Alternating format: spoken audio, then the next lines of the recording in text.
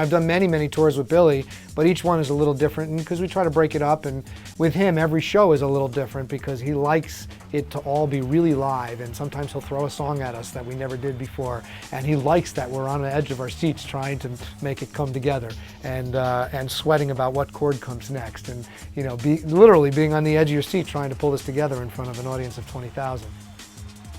I've learned to enjoy it, and everybody in the band is really good at it. Sometimes we screw up, but that's live, and he loves that, you know, because it's about the moment.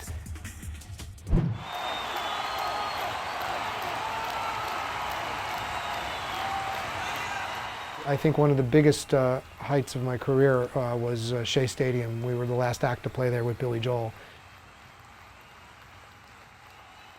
And all these guest artists came up, and it was tremendous.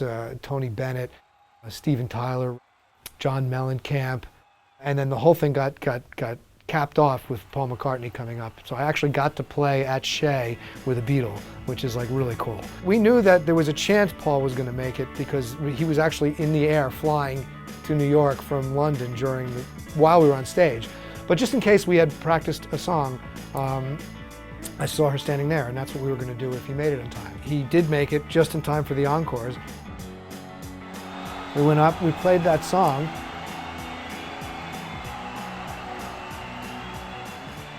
And then he went off, and you know, Billy said, you know, you want to do it? And I said, no, it's your show, you know, I'm cool.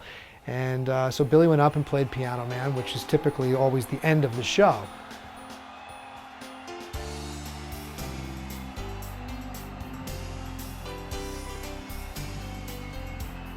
But he wanted to do something more. And so he went off stage, and the crowd thinks it's over, but the lights are still down. And he and Paul, you know, said, "What do you think?" And Paul said, "Let's do Let It Be." So we went back up, and we did not rehearse this. And now we're talking about 60,000 people, plus video cameras, because this whole thing was being recorded. And there we are playing the song that we did not rehearse. We never played this, and it's with Paul himself, actually. So he sits down at Billy's piano, and he's playing it, and the beginning, and I was like, okay, I'm a musician, and if I was sitting in somebody's garage right now and I was 15 years old, I would figure out this song in one pass. And I'm just going to do it right now the same way. I listened to Paul playing it the first time around. That, you know, I'll grab the chords from that, and then we come in little by little. Maybe I'll come in with a B3 part, and then there's this sort of a cathedral organ thing that's going to come in the middle of the song. I'm fast forwarding in my mind. What am I going to have to do between now and the end of the song? I'm going to need a sound for that part.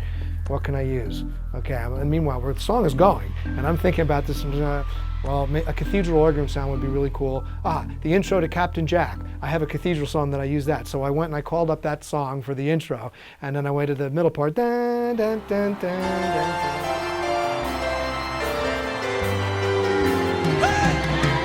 Kind of figured that out on the spot as it was going by. So that was really like a big moment, and it came out fine. You know, most people have no idea that we're up there sweating bullets, but that's really what was happening. That was very exhilarating and a great moment.